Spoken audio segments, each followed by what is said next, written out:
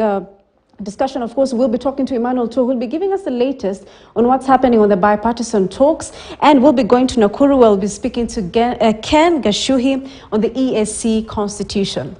But first, the Bipartisan Talks Committee has agreed on a hybrid system of talks that will involve extra-parliamentary way of talks after hours of closed-door negotiations.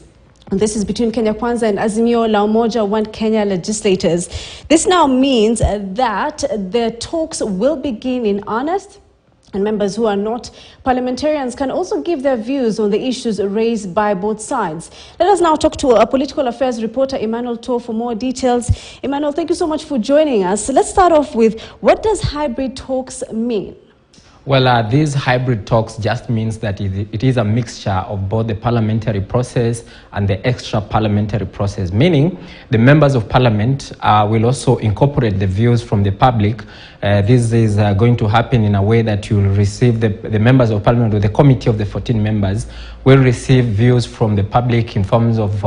written memoranda, also giving their views, and also some of them might be summoned into the committee to give their views about the 12 issues that had been raised or put on the table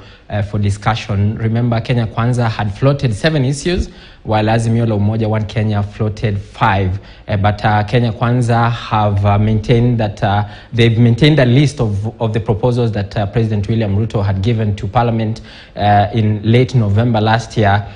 including the creation of the office of the leader of the opposition, of official opposition, the 2/3 gender rule, the entrenchment of that in the law, and also the entrenchment of CDF in the law, as well as the county or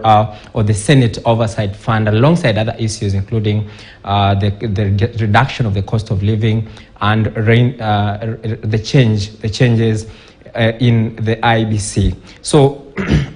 so that is what we expect that will be helping the committee move forward, because it was a quagmire, because Kenya Kwanza had maintained that these talks will only happen in Parliament, while Azimio la Umoja had said that they will go another way called sui generis, which is just a legal term meaning a unique way, an agreement between different parties. So that is what is happening so far. Right, we've said that the talks are expected to begin in earnest, but then how soon do we actually expect them to begin? Well, I spoke to the co-chairs of this bipartisan committee, that is George Murugara, representing the Kenya Kwanza side, as well as Otiende Amolo, the senior counsel, representing Azimio la Umoja, and they said that they'll be having their meeting tomorrow